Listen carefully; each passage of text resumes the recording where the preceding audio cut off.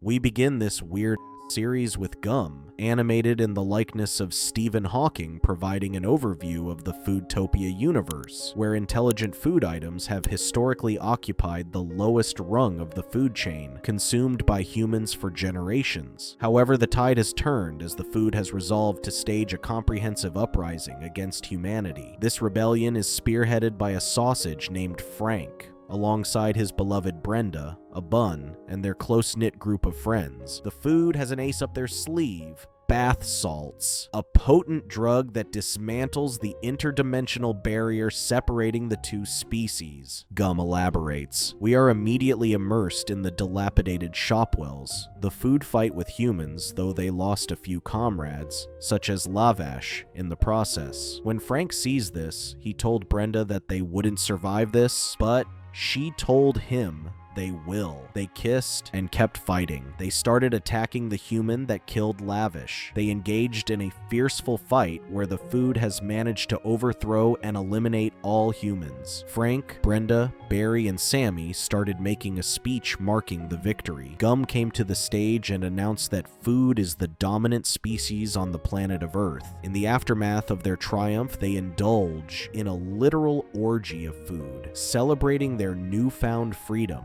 until a sudden downpour throws Foodtopia into turmoil. It suddenly started raining, and everyone started running to escape. A lot of food got destroyed as everyone started to run in panic. On top of the rain, a flood comes, wiping everyone up. Amid the chaos, a crafty orange seizes the moment to collect human teeth, a trophy symbolizing their conquest over mankind. Some of the food got into a sewer carried by the flood. Simultaneously, Gum stretches himself to the breaking point, quite literally, in a desperate attempt to rescue some of his fellow food from being washed away. Tragically, he perishes in the effort, but he manages to save Brenda and Frank along with other food. Frank sired by the death of Gum, with Brenda trying to calm him down. Frank and Brenda, the figureheads of the uprising, find themselves helpless in the face of the enigmatic human world, about which they remain utterly ignorant. When the other food items seek explanations about the catastrophic events, Frank and Brenda have no answers to offer. The food got angry and scolded them for worsening their condition. Many disgruntled food items retreat to the relative safety of Shopwells, which, despite its dilapidated state, still provides shelter from the mysterious waterfall from the ceiling. Frank and Brenda attempted to convince the food to have faith in Foodtopia, but none of them wanted to hear what they had to say and got into Shopwells. Without Gum to guide them through the unknown, Frank and Brenda regret not keeping one of the humans, or humies as they call them, alive for answers. Meanwhile, Barry, who had lost his sense of purpose after the war, feels revitalized with a new mission: to find food that went missing during the rain. As he rescues and aids them, he stumbles upon the startling discovery that some humans are still alive. One of these humans takes some of his rescued food hostage, reigniting Barry's resolve to kill more humans. Barry returns to his friends with an injured jelly donut, its filling oozing out. There was no one, but shortly after Frank and Brenda showed up. They attempt to help, but are unable to assist the wounded donut. Then Barry shares the alarming news about the surviving humans. Frank and Brenda propose keeping one human alive to help them understand and navigate the perils of the real world, but Barry is vehemently opposed. Eventually, they strike a compromise. Barry can kill the human after Frank and Brenda figure out the mystery behind the falling water. Equipped with toothpicks and bath salts, they set out to find the human. During their journey, Barry humorously asserts that the human brain is located not in the head, but in the butt. He told them, if you stick your head into their butts, your brain overpowers theirs. He elaborates, referencing how Douche was able to control the Dark Lord in the film. Barry also humorously laments the fate of their fallen comrades, who have now been transformed into excrement. Meanwhile, Foodtopia has descended into utter chaos, with those possessing resources dominating those without, much like a tiny grain of rice being bullied by larger, more powerful foods. In another part of the world, Sammy the Bagel has discovered a knack for stand-up comedy and revels in the attention he receives. He started making jokes after he saw that the audience was enjoying his unintentional jokes. Barry, Brenda, and Frank tracked down the human's hideout. They walked slowly, not to make a noise, and saw him drinking by a fire. Barry told them it is one human against 3 of them, so they can take him. They attack him using bath salts, which animates the food around them. While Frank and Brenda interrogate the panicked man, Barry seizes the moment to kill him. As they begin to rescue their liberated food, the dead man's friends, who had been hiding in the woods since the apocalypse, emerge and launch an assault on the food. In the ensuing battle, the remaining human killed a lot of food, but Barry took control of him by inserting himself into the human's butt. Controlling him, the 3 of them made the human kill his friend. They capture the remaining human as a hostage. Meanwhile, Sammy is performing his stand-up comedy when Shopwell succumbs to its dilapidated state as the building starts to collapse. The food started to run in panic. A lot of them fell and died in the chaos. The controlled human arrives and assists the food, explaining the nature of rain and revealing that what they thought was the ceiling is actually the sky. He told them rain rarely happens now because a drought is happening. Just as Shopwell's finally collapses, the food manages to find a new place to reside. Frank and Brenda showed them their new home. At the same time, Barry and Sammy plan a grand show to execute the humans. The human hearing this tried to convince himself that this wasn't real. Frank and Brenda settle into a treehouse, hoping for some peace. However, influenced by the selfish Orange, every food item now desires their own private living space, leading to a scenario where the powerful continue to dominate the weaker ones. Barry and the other food items are busy preparing for a carnival, with the main attraction being the execution of the lone human by burning him alive. They cut and burned his toe, and he started begging to spare him. Barry told him that everyone is already excited to see him die. Just as they are about to commence, a bird swoops down and attacks them. The bird started picking the food one by one, and the food were confused with what the hell this animal was. They ran and hid to escape the attack. Barry bravely decides to confront the bird, attempting to control it by inserting himself into its butt, but his efforts prove futile. Frank and Brenda urgently press the human for a solution to the bird's rampage. With the man's assistance, the food constructs a scarecrow, which effectively scares the bird away, resolving the crisis. This incident leads Frank and Brenda to consider the man as potentially useful, though Barry remains unconvinced. To appease Barry while preserving their advantage, Frank and Brenda secretly replace the living man with a human corpse, with Frank controlling the corpse through his butt just moments before the burning execution is set to take place. They believe this will satisfy everyone's desires. While Barry is initially content seeing the silhouette of the burning corpse, he grows suspicious when he cannot locate Frank and Brenda. During the concert, Orange begins implementing a new scheme. He offers the food a better view of the concert from his house, in exchange for mouth pearls or human teeth. Since human teeth hold no real value in Foodtopia, some food items agree to Orange's deal, allowing him to amass a significant collection of teeth. Meanwhile, Frank has maneuvered the man to his and Brenda's treehouse by controlling the man's body through his butt. In the treehouse, Frank and Brenda try to convince themselves that they made the right decision, but they face a new moral dilemma. The man is hungry, and without food, he might die. He then started pleading his case for sustenance, saying that he is not picky and he would eat any of those musical acts. He mentioned that he is not greedy, and he's not asking for the headliner, but he needs to eat so that he wouldn't starve to death. As he's saying this, Frank and Brenda looked at him terrified by the suggestions that he was making. The food community is evolving into a rudimentary society where, thanks to Orange's efforts, human teeth have become a form of currency, establishing a barter system. Orange purchases a new property from canned food, which has been converted into a racing ring. Here, the winner receives a human tooth as a prize, and Orange acquires the place for a hefty sum of 107 teeth.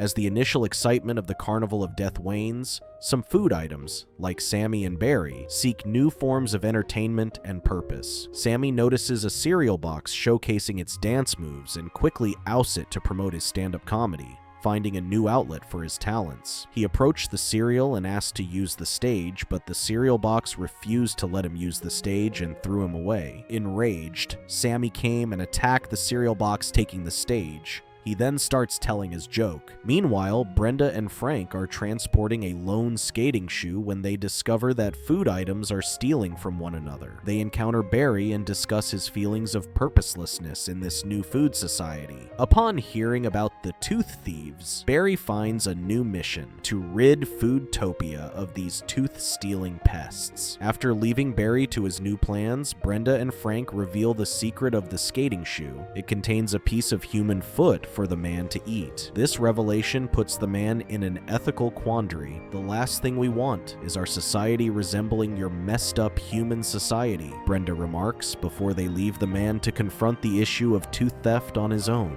With the help of some food allies, Barry catches the perpetrators and brings them to the Food Court of Justice. During the hearing, they listen to Pops, an icicle, who admits to stealing to pay for his stay in the freezer, which is controlled by Orange. Pops explains that his family was perishing, and he had no other option. Tragically, Pops dissolves into goo as the court moves on to another case. Brenda notices a pattern among the culprits. They are typically those without the means or resources to survive, like vegetables turning stale. They also encounter a food slum. To address the broader issues within food society, they seek help from their friend Sammy. Sammy hosts a talk show featuring Frank and Brenda. With the assistance of a pie, the duo explains and advocates for the introduction of a taxation system to ensure that foods without any teeth are taken care of. While some food items support their idea, Julius the Orange opposes them and proposes himself as the representative of the foods instead. Sammy concludes the show by encouraging viewers to tune in next time to decide who the representative should be. As Frank and Brenda are left in shock over the worsening situation, Sammy revels in his newfound popularity, gained at the expense of a just society. Meanwhile, as Barry takes on the role of inspector, apprehending food criminals, he notices a large footprint on the ground leading to Frank and Brenda's treehouse.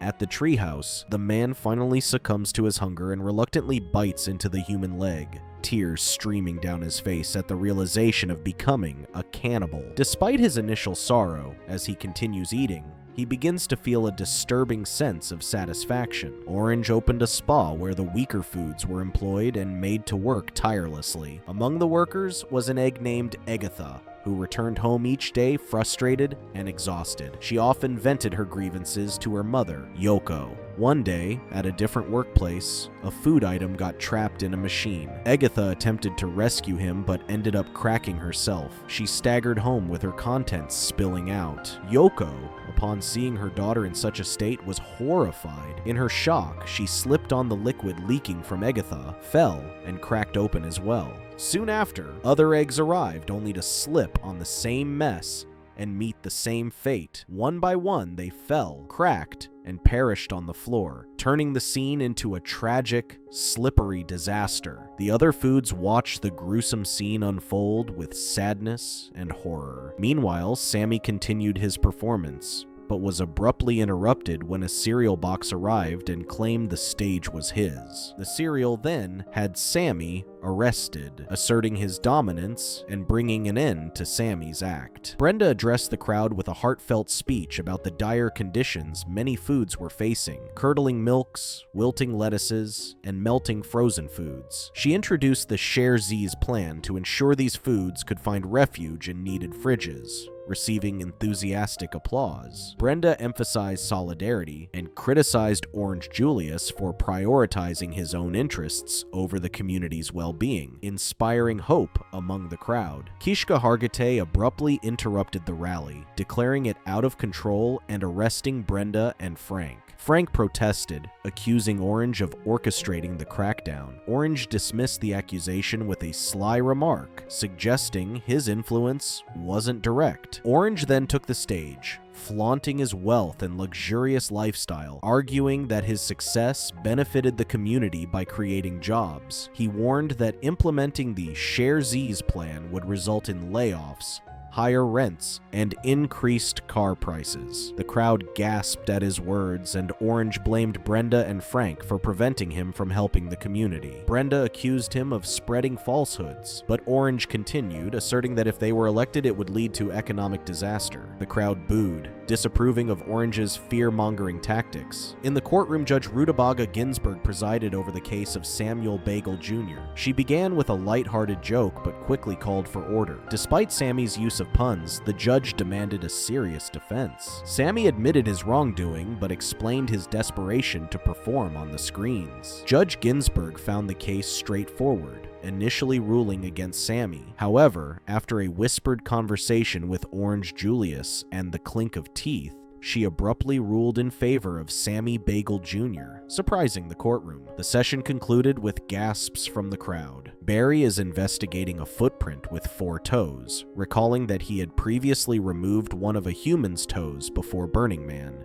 He is puzzled, noting that humans usually have 5 toes. His colleague then shows him the restraints used to tie the human, which seem impossible for the human to have escaped from on his own. This raises the suspicion that the human had help. Brenda and Frank are discussing how to obtain human teeth. The humans suggested stealing from the wealthiest human town, but Brenda was opposed to the idea of stealing. Meanwhile, Orange found Sammy and led him to a stage where he could perform. Brenda and Frank tried to raise money through an auction, but the funds they collected were insufficient. They decided to split up and spread their message door to garner more support. Orange, on the other hand, was actively working to turn the other foods against Brenda and Frank. He claimed they couldn't protect the community from past disasters, sowing seeds of doubt and mistrust among the foods. Barry traced a 4-toed footprint to Brenda and Frank's house and discovered the human. He gave the human fingers and asked for training in speed and agility. Frank, disguised as a potato, stole a car filled with teeth, drawing police attention. The police cars crashed, trying to follow him. Barry managed to jump onto the car, but Frank crashed into a fountain, causing Barry to fall into the water. At home, Frank showed Brenda the stolen teeth. Brenda was upset, reminding him of their agreement not to steal. Frank argued that their previous attempts had failed, and now they could finally compete and pay for help. Brenda suggested abolishing teeth as their new platform, but their human ally disagreed. Frank sided with the human, causing Brenda to accuse him of being controlled. She gave Frank an ultimatum: let her kill the human or she would leave. Frank chose to keep the human, and Brenda left in anger. Sammy reported a high-speed hot potato chase, causing 80,000 teeth worth of damage and several injuries in Foodtopia. Footage of the chase was shown, and Julius the Orange, the victim of the tooth theft, vowed to bury the thief. The task force is actively rounding up potatoes, making it a dangerous time for them in the city. Barry sought help to catch the loose human, while Julius offered a reward for capturing the potato thief. The police tried matching the voices of various potatoes to the thief, but found no matches. During a discussion about the thief's physical appearance, Barry realized it was actually Frank. Frank vents to the humans about Brenda's idealism and opposition to his plan. He highlights his practical efforts to gather support, including recruiting butter, jam, and mayo. The human shares humorous breakup stories to comfort Frank and reassures him to lead the debate against the evil Orange. Brenda delivers a passionate speech, emphasizing that the focus of their society should be on who needs resources the most, rather than who can afford them. Barry then showed up and asked where Frank was. The human helps Frank prepare for the debate, emphasizing a vision where everyone thrives by making the world a better place. Frank appreciates the support, finding validation in the human's belief in him. The human told him his name is Jack, and shares his own sense of fulfillment from contributing to their cause. Despite not being a food himself, they bond over their shared goals, and Frank acknowledges the uphill battle ahead but remains hopeful with Jack's support. Barry interrogates Brenda, showing her a picture of Frank disguised as a potato and highlighting his actions. He declares they'll be there a while, aiming to break her down and gain a confession. Brenda admits they took the human, apologizing for lying and explaining they thought they needed his help. She acknowledges their society's obsession with teeth and reveals that even Barry's task force is compromised. Brenda expresses a desire to start over, admitting that Frank has fallen under the human's influence and become lost. Jack and Frank were getting intimate when Brenda and Barry arrived at the house, catching them in the act. Jack grabbed Frank and they ran outside. Frank panicked, realizing the gravity of the situation and its impact on his campaign for leader. Jack tried to calm him down, but Frank was overwhelmed by the scandal, especially since it involved an enemy species. Sammy initiated the presidential debate by welcoming the candidates and outlining the rules. He asked penetrating questions and invited the audience to vote by standing in front of their preferred candidate. Julius received a grand introduction, while Frank and Brenda's entrance was less enthusiastic. Sammy then confronted Frank and Brenda, labeling them as liars, schemers, and cheaters, contrasting them with the fair and sweet Julius. Brenda interrupted with a shocking announcement. She was no longer running with Frank, but as an independent candidate. She declared that Frank's values had diverged from hers and proposed abolishing teeth altogether, advocating for equal sharing of resources. During the debate, Brenda accused Frank of being intimate with a human, shocking the audience. Frank denied it, claiming Brenda was making baseless accusations because her platform was failing. Their argument escalated into a physical fight, causing chaos among the crowd. Seizing the opportunity, Julius urged the audience to vote for him instead of the hot messes on stage, attempting to capitalize on the disorder. All the votes went to him. Julius, now the leader, prepared himself while breaking down in front of a mirror. He then went out to the cheering crowd and threw teeth to them. Meanwhile, Sammy informed Viner that he couldn't continue with the usual depressing content. Julius's new directive focused on distracting foods from inequality with shock value news and entertainment, such as their new show featuring the Calamari brothers playing checkers. Despite this, Vayner expressed concern about ignoring the suffering around them, but Sammy pointed out that their new panelist, Melon Gibson, dismissed these worries, implying everything was fine. Barry and Brenda observed Sammy partying with other foods and expressed their disappointment at how he had changed. Barry lamented Sammy's transformation, noting how friends can often let you down. Brenda acknowledged that her decision to split their vote was a mistake and that foods weren't ready to overhaul the system. Frank arrived and admitted to his faults, driving Brenda to her decision, lying, stealing teeth, and his indiscretion with the human. He apologized for not having faith in their group. Brenda forgave him, recognizing that everyone makes mistakes and that their society isn't perfect. They agreed that despite their losses, they still had a responsibility to improve Foodtopia and care for their community. Frank visited Jack, who eagerly asked about the election results. Frank lied, claiming everything went well because of Jack's advice. However, he then tried to end their relationship, explaining it was impossible for him to be with someone like Jack because he was a human. Jack was heartbroken but refused to accept the breakup, declaring his love for Frank and vowing to fight for their relationship.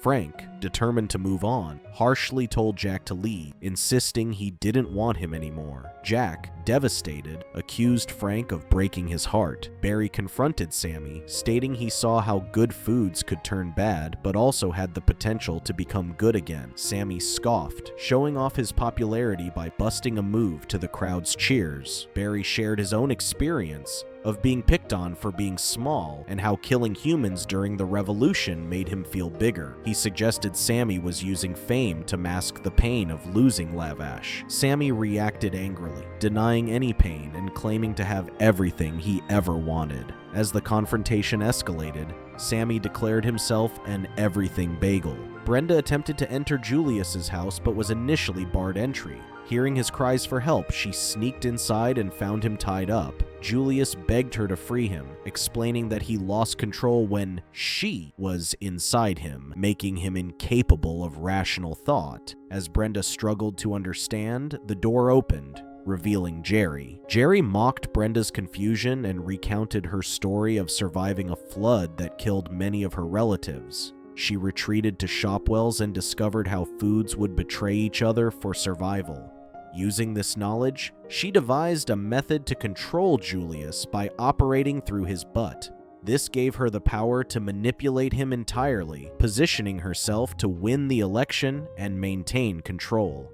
Despite Brenda's plea for Jerry to use her power to help other vulnerable foods, Jerry refused, citing the lack of help she received in her time of need. Brenda's attempt to reason with Jerry failed as Jerry decided to kill Brenda to protect her secret. Jerry re-entered Julius's body and attacked Brenda, leading to an intense fight. Meanwhile, Frank was searching for Brenda and arrived at Julius's house. Hearing the sounds of the struggle, he discovered the tap running and Brenda inside, half of her body wet and melting. Frank managed to pull her out, but she succumbed to her injuries in his arms. Shortly after, Frank was arrested. The food gathered to mourn for Brenda. Everyone is blaming Frank, thinking he murdered her.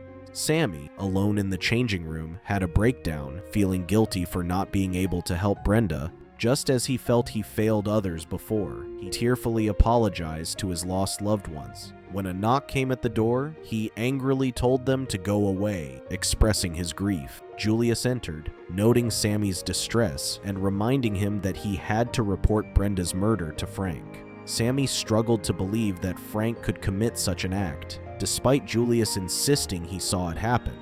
Julius pressured Sammy, emphasizing the platform, fame, and fortune he provided, and threatening to undo it if Sammy didn't comply.